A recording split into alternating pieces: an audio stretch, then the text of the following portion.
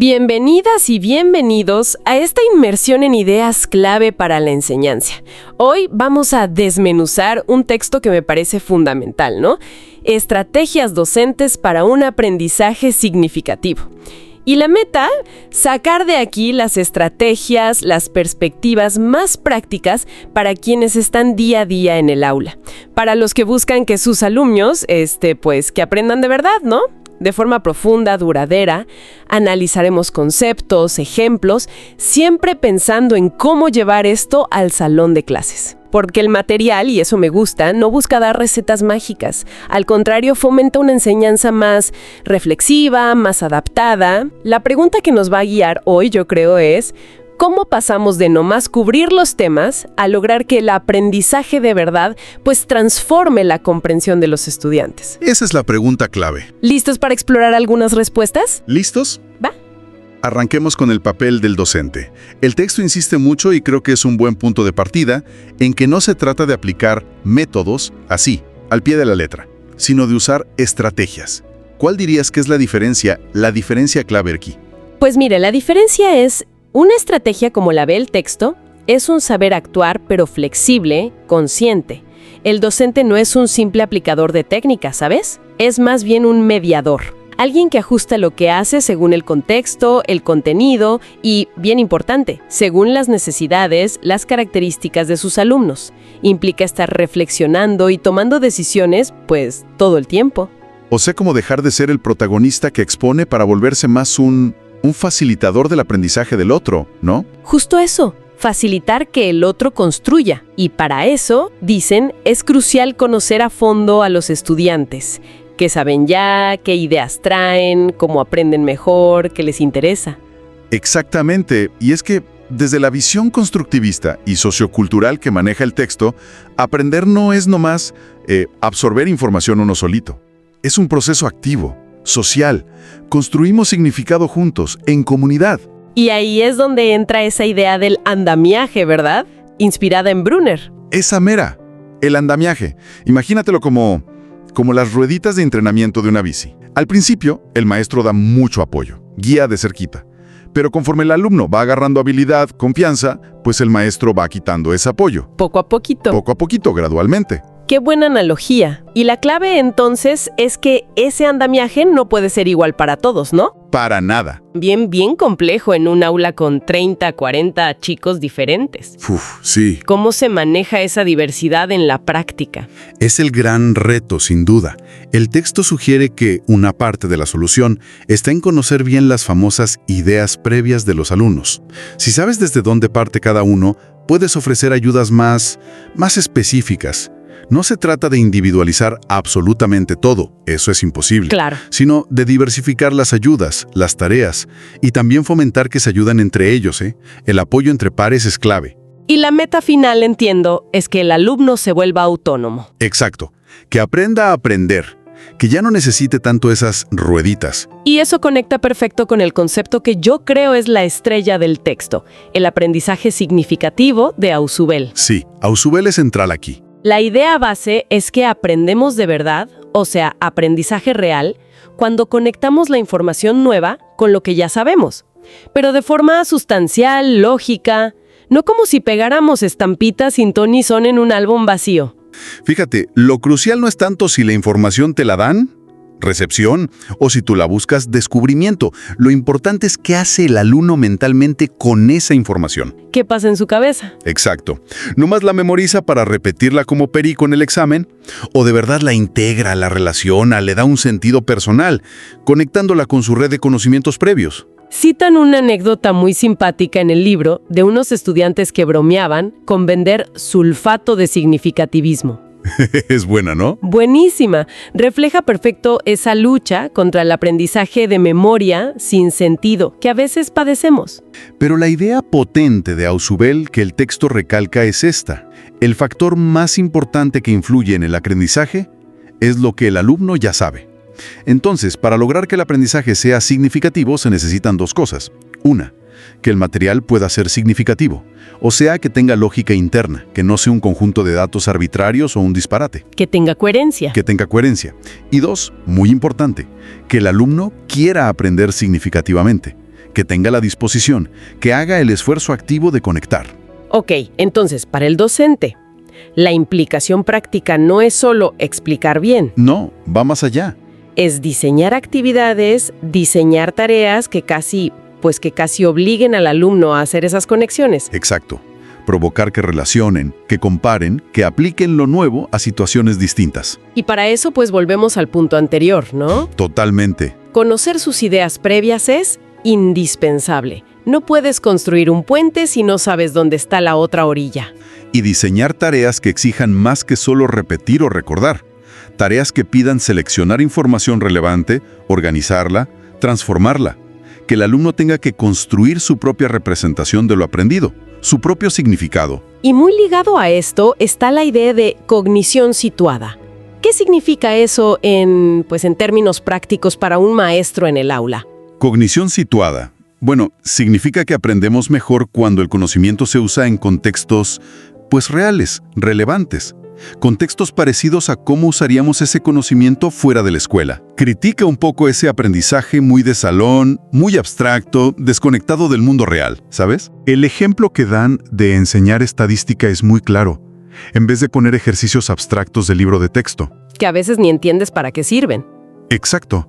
Usar datos y problemas reales.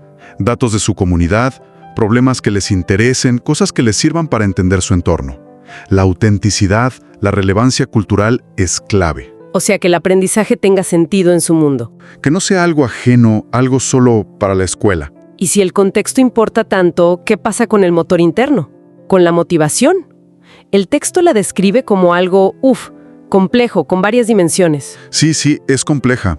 Habla, por ejemplo, de si nos mueve más buscar el éxito o evitar el fracaso. Eso es la dimensión de aproximación-evitación. O si el interés es genuino porque nos gusta, o si es por factores externos, como sacar una buena nota o evitar un castigo. Eso es lo de intrínseca-extrínseca. Ya. Y también si buscamos entender a fondo las cosas o nomás cumplir con la tarea.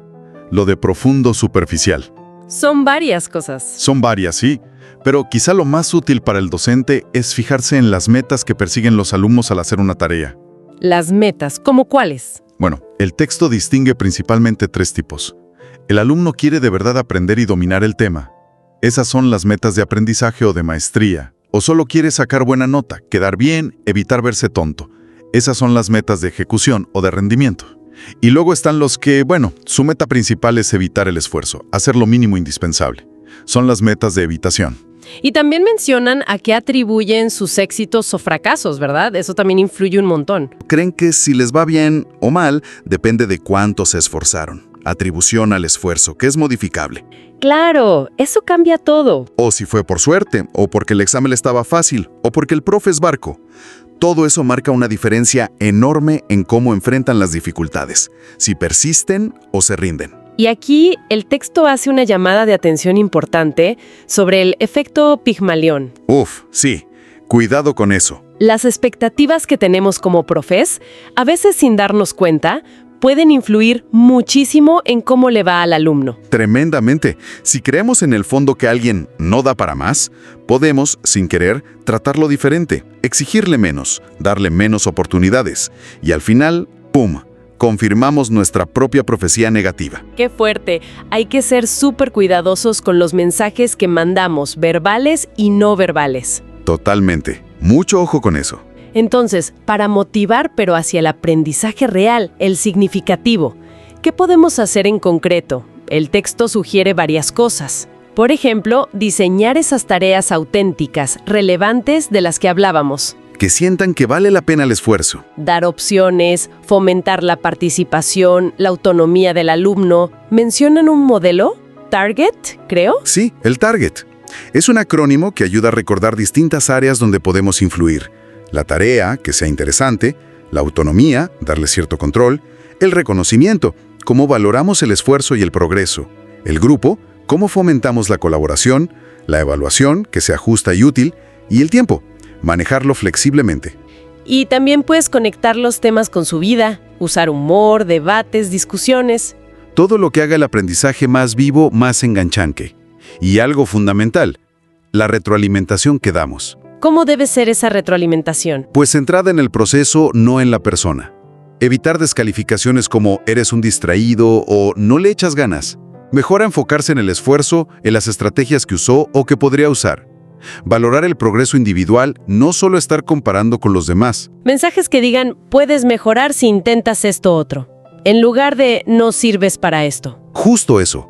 Mensajes que den esperanza y herramientas para seguir adelante. Ok, cambiemos un poco de tema. Hablemos del aprendizaje cooperativo. El texto lo promueve mucho como una alternativa, pues poderosa, ¿no? A las clases donde cada quien va por su lado o compite contra los demás. Sí, le dan bastante peso. Y con razón. ¿Cuáles son los supuestos beneficios? ¿Qué dice la investigación? Bueno, los estudios que cita, como los de los hermanos Johnson, muestran consistentemente que, si se implementa bien, el aprendizaje cooperativo trae muchas ventajas. Mejora el rendimiento académico, sí, pero también las relaciones entre alumnos. Incluso ayuda a integrar a chicos de diferentes grupos. Mejora la autoestima. Suena muy bien, pero ahí está la clave, ¿no? En el sí se implementa bien. Exactamente. Esa es la clave. Porque no basta con decir, a ver, júntense en equipos de 4 y resuelvan esto. Para nada. Eso puede ser hasta contraproducente. ¿Qué se necesita entonces para que funcione de verdad? Para que sea realmente cooperativo. El texto marca 5 ingredientes esenciales. 5 cosas que tienen que estar presentes. A ver, ¿cuáles son? 1. Interdependencia positiva. Es la sensación de nos necesitamos unos a otros para lograr la meta. El éxito de uno depende del éxito de los demás, y viceversa. O todos flotamos, o todos nos hundimos. Ok, que sientan que son un equipo de verdad. Exacto. 2. Interacción cara a cara promotora. Tienen que interactuar, ayudarse, explicarse cosas, darse ánimos, discutir ideas. Ojo, interacción que promueva el aprendizaje de todos. 3. Responsabilidad individual. Cada miembro del equipo tiene que hacer su parte y además tiene que aprender lo que se supone que deben aprender. No se vale que unos hagan todo y otros nomás se sienten a mirar. Los famosos polizones o free riders. Hay que evitar eso. 4. Habilidades interpersonales y de grupo. Trabajar en equipo no es automático. Hay que enseñarles. Enseñarles a comunicarse bien, a escuchar, a manejar desacuerdos constructivamente, a tomar decisiones juntos. Habilidades para la vida, además. Y el quinto ingrediente, procesamiento grupal, es dedicar un tiempo específico para que el equipo reflexione sobre cómo trabajaron juntos. ¿Qué hicimos bien? ¿Qué podemos mejorar la próxima vez? ¿Funcionaron las reglas que pusimos? O sea, evaluar el proceso, no solo el resultado. Exacto. Es metacognición, pero a nivel grupal. Es importante la distinción que hacen, ¿no? Que no todo grupo es cooperativo. Mencionan los pseudogrupos. Sí, donde en realidad compiten entre ellos dentro del equipo, o hasta se obstaculizan. O los grupos tradicionales, donde sí trabajan juntos, pero falta la interdependencia positiva o la responsabilidad individual. Y ahí es donde surgen los polizones. Exacto. Por eso es crucial cuidar esos 5 elementos. Y la interacción, insisten, es vital. Incluso si trabajamos en entornos virtuales, hay que buscar maneras de que interactúen de forma rica. Y para asegurar que todos participen, una técnica que mencionan es asignar roles. Sí, roles complementarios. Por ejemplo, uno es el que resume lo que van acordando. Otro es el que se asegura de que todos entiendan. Otro busca información extra si la necesitan. Otro toma notas. Otro puede ser el animador, que mantiene el buen ambiente. O el observador, que se fije en cómo está funcionando el grupo y da retroalimentación al final. La idea es que todos tengan una función clara y que estos roles se roten para que desarrollen distintas habilidades. ¿Y hay estrategias cooperativas específicas que recomienden usar? Sí, el texto describe varias. Por ejemplo, la controversia académica estructurada. Pones a los equipos a investigar y preparar argumentos sobre posturas opuestas de un tema controversial. Luego debaten, siguiendo reglas, tratando de entender la postura del otro y al final buscan llegar a una síntesis o un consenso. Es excelente para el pensamiento crítico. ¿Alguna otra? Mencionan también la técnica Jigsaw o rompecabezas. Ah, esa la he oído. Divides el material en tantas partes como miembros tenga el equipo.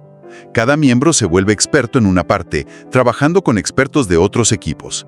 Luego regresan a su equipo original y cada uno enseña su parte a los demás. Así todos dependen de todos para tener la visión completa. Muy buena idea para asegurar la interdependencia. Y bueno, también la clásica lluvia de ideas, brainstorming, pero haciéndola bien. Primero generar muchísimas ideas sin criticar ninguna, y solo después, en una segunda fase, evaluarlas y seleccionar las mejores. Y la evaluación en el aprendizaje cooperativo también tiene sus particularidades, ¿no? No es solo calificar el trabajo final que entregue el equipo. Debería ser más integral, evaluar tanto el producto final como el proceso de colaboración. ¿Cómo se hace eso? Se pueden usar rúbricas que incluyan criterios sobre el trabajo en equipo, la participación individual, el uso de habilidades sociales. También se pueden usar observaciones del profesor o pedirles a los alumnos que hagan autoevaluaciones y coevaluaciones, evaluar a sus compañeros de equipo. Combinar lo individual y lo grupal. Exacto. La idea es valorar también cómo trabajaron juntos, si se ayudaron, si aplicaron las habilidades que se les enseñaron, si todos aportaron. Entonces, resumiendo, la aplicación en el aula. Diseñar tareas donde de verdad se necesiten unos a otros. Clave 1. Organizar el espacio físico para que puedan interactuar bien, verse las caras. Importante.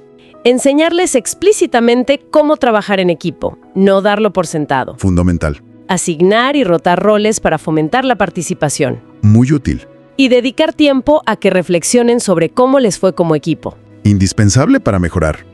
Suena, pues sí, a un cambio cultural importante en cómo funciona el aula tradicional. Totalmente. Requiere más planificación del profe, más acompañamiento, constancia, pero los beneficios potenciales son enormes, no solo en lo académico, sino en lo social, en lo personal. Vale la pena intentarlo. Oye, y el texto también da un montón de estrategias de enseñanza más.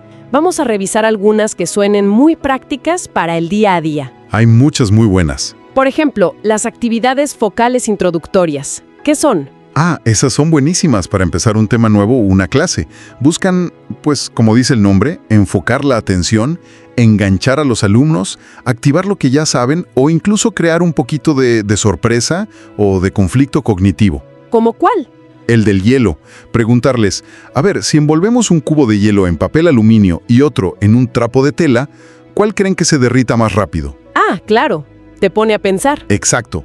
Genera discusión, hipótesis, antes de empezar a explicar formalmente la conducción del calor. Es un buen gancho. Luego están los organizadores previos. Suenan medio técnicos, pero la idea es sencilla, ¿verdad? Sí, la idea es simple y potente. Es presentar una idea general, un concepto abstracto o incluso una analogía, algo que sirva como puente con lo que ya saben los alumnos, antes de meterte en los detalles del tema nuevo. Como darles un mapa general antes de empezar a explorar un territorio desconocido. Justo esa es la metáfora. Ayuda a los alumnos a tener una estructura mental donde colgar la información nueva que va a llegar. Son especialmente útiles para temas muy complejos o totalmente nuevos para ellos. Y también hablan de las analogías en sí mismas, conectar lo nuevo con algo familiar. El esqueleto y un edificio, el cerebro y una computadora. Las analogías son herramientas poderosísimas para explicar cosas complejas. Pero, ¿cuál es la clave para usarlas bien? Porque a veces pueden confundir más, ¿no? La clave es que sean claras y sobre todo que se expliquen bien las semejanzas relevantes entre lo nuevo, el tópico, y lo conocido, el vehículo de la analogía. No basta con decir el átomo es como el sistema solar. Hay que especificar en qué se parece. Un centro, cosas girando alrededor, y a veces es igual de importante señalar en qué no se parece, para evitar que se lleven ideas equivocadas. Ser explícito en la comparación. Usar un formato claro, como sugiere el texto, identificar tópico, vehículo y semejanzas, ayuda mucho a planearlas y usarlas bien. Luego mencionan todo un apartado de organizadores gráficos, mapas conceptuales, cuadros sinópticos, líneas de tiempo, y uno que me llamó la atención, CQA. El CQA es genial. Significa qué sé o qué creo saber, qué quiero saber y qué aprendí. Y ese fomenta la metacognición, dicen. Exacto. Porque antes de empezar el tema, el alumno tiene que pararse a pensar, ¿qué sé yo de esto? Luego, ¿qué me interesa averiguar? Y al final, reflexiona. ¿Qué fue lo que realmente aprendí? ¿Se contestaron mis preguntas? Le hace muy consciente de su propio proceso de aprendizaje. Y los otros organizadores, los mapas, los cuadros. Esos ayudan muchísimo a visualizar la estructura de la información, a ver las relaciones entre los conceptos clave, las jerarquías, las secuencias. Son herramientas para organizar el pensamiento. Pero, y aquí el texto insiste mucho, el chiste no es que el profe llegue con el mapa conceptual ya hecho y los alumnos nomás lo copien en su cuaderno. Ese sería un uso muy pobre, casi de aprendizaje memorístico otra vez. Claro. El verdadero potencial está en usarlos de forma interactiva.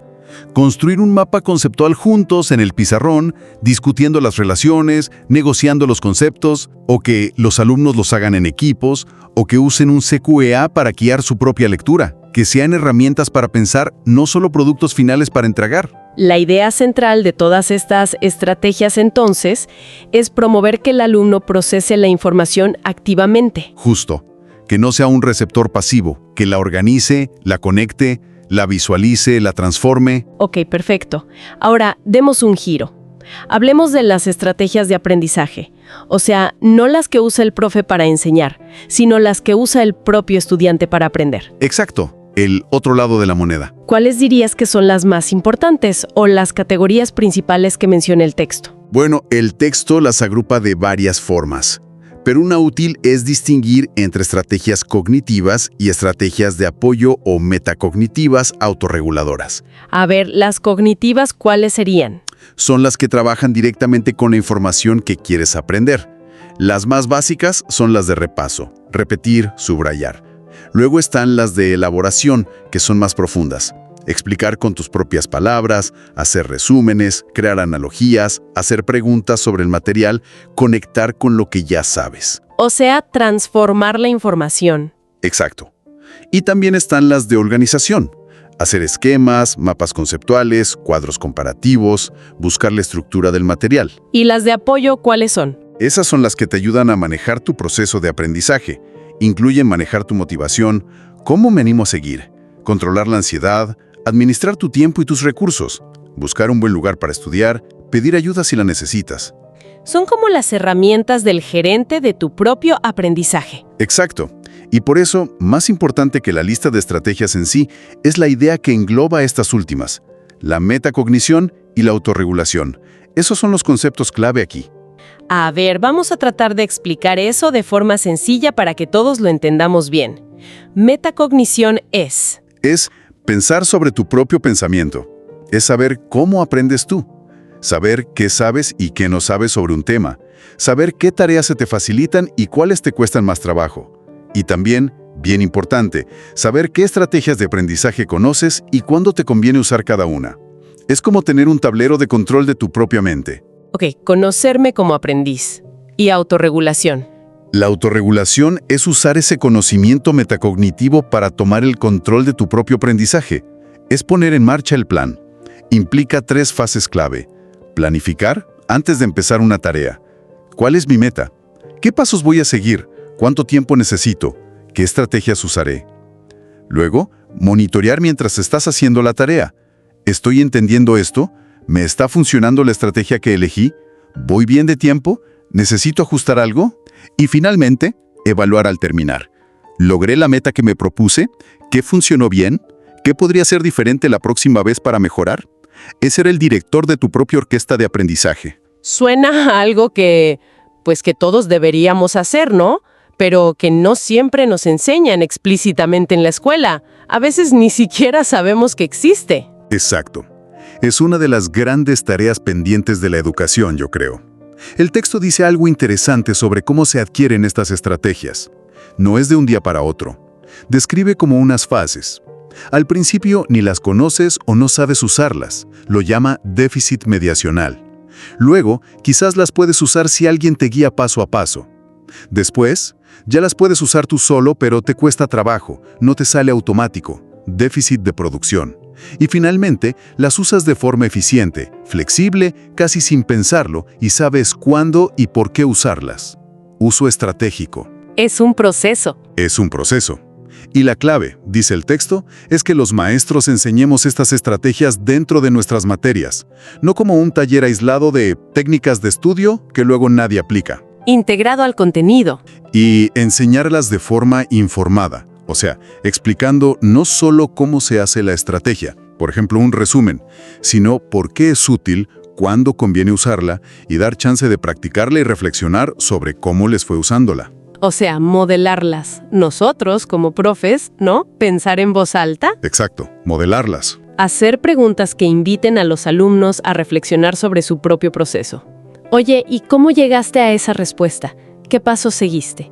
¿Qué fue lo más difícil para ti al resolver este problema y cómo lo superaste? Justo eso, hacer visible el pensamiento tanto el del maestro como el del alumno, promover esa conciencia metacognitiva. Ok, y ya para ir cerrando el ciclo, llegamos a la evaluación, que es un tema, siempre controversial. El texto propone una visión muy diferente a la del examen tradicional que solo sirve para poner una calificación. Totalmente diferente. La perspectiva constructivista le da la vuelta a la evaluación. La ve, antes que nada, como una herramienta para entender y para mejorar el proceso de enseñanza y aprendizaje. No solo para medir y sancionar al final. Exacto. Por eso se habla tanto, y con mucha razón, de la evaluación formativa. Que es la que se hace durante el proceso, ¿verdad?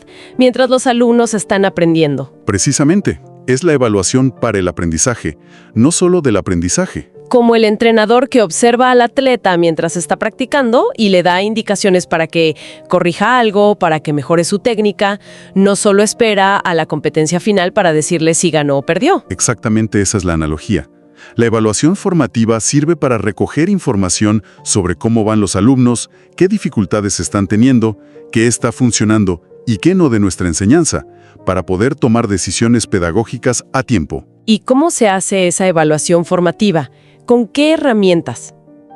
Pues se puede hacer de muchas maneras, observando a los alumnos mientras trabajan, con guías de observación o listas de cotejo, revisando sus borradores o trabajos en proceso, haciendo preguntas clave en clase para ver qué están entendiendo, analizando sus errores no para castigar, sino para entender qué hay detrás. Es un cambio de mirada sobre el error también. Totalmente, el error como ventana al pensamiento del alumno. La idea es recoger información útil para regular, para ajustar la ayuda pedagógica. Y también promueven mucho la evaluación auténtica. ¿Qué significa eso? Significa usar tareas de evaluación que se parezcan más a cómo se usa el conocimiento en la vida real, fuera de la escuela. Que sean tareas significativas, contextualizadas, relevantes para los alumnos. Que les pidan aplicar lo que saben, crear algo, resolver problemas complejos. No solo recordar datos aislados o elegir una opción de opción múltiple. Que demuestren que saben hacer algo con lo que aprendieron. Exacto. Que demuestren competencia en un contexto real o simulado correalista. ¿Y qué herramientas proponen para esta evaluación auténtica? Mencionan varias que son muy interesantes. Por ejemplo, las rúbricas. Las rúbricas son muy útiles. Sí, porque describen de forma clara y explícita qué se espera del trabajo del alumno en distintos niveles de calidad. Por ejemplo, excelente, bueno, suficiente, insuficiente. Ayudan tanto al profe a evaluar de forma más objetiva como al alumno a entender qué tiene que hacer para mejorar. Dan claridad. Mucha claridad. También hablan de los portafolios, donde los alumnos van recopilando muestras de su trabajo a lo largo de un periodo, seleccionan las mejores y reflexionan sobre su propio aprendizaje y progreso. Pueden ser físicos o electrónicos, los e-portafolios. Eso suena muy bien para ver el desarrollo a lo largo del tiempo. Sí, y también se pueden usar los propios mapas conceptuales como herramienta de evaluación o los proyectos, el estudio de casos.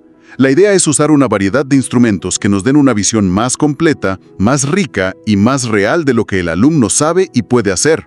Y lo importante, recalcan mucho, es que la evaluación sea coherente con lo que se enseñó y, sobre todo, con cómo se enseñó. Fundamental, coherencia. No puedes enseñar de forma superactiva, colaborativa, por proyectos, y luego evaluar con un examen de opción múltiple totalmente descontextualizado y memorístico. Sería absurdo. Tiene que haber alineación entre objetivos, actividades de enseñanza y tareas de evaluación. Exacto.